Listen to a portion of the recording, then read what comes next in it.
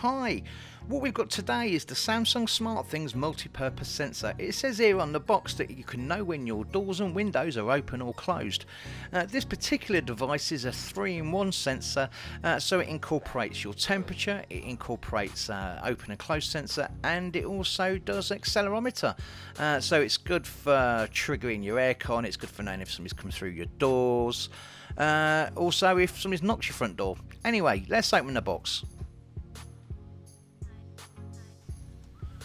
So, looking inside, what we do have is the unit itself, along with the magnet, and we've got a full set of fitting screws and sticky pads for fitting it to your window or your door.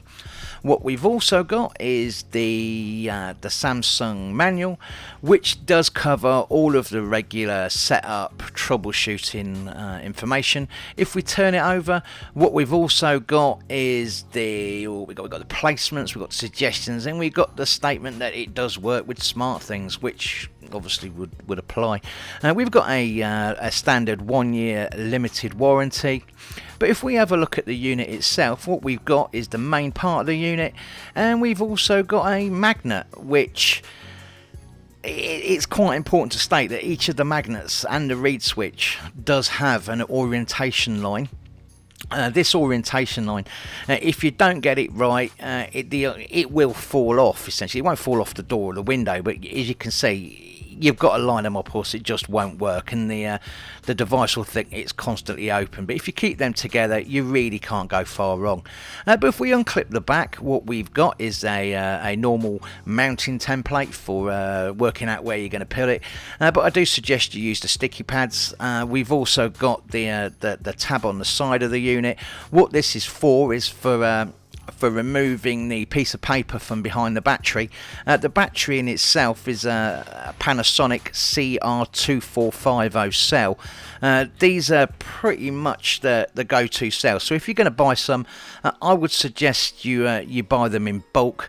What you've also got there is you've got a pairing button.